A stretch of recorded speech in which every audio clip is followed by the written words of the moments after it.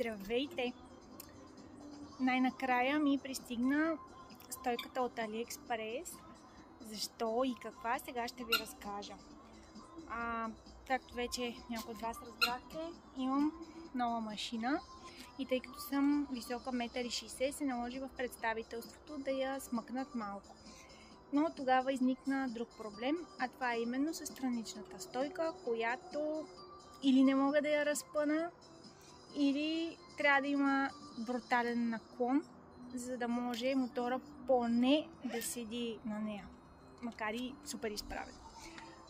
Къде ли не търсих, представителството ми дадоха няколко насоки, но за съжаление не сработиха, поне не на този етап. Трябваше да го оставя за известно време и се отказах. Затова пък в YouTube може да намериш всичко.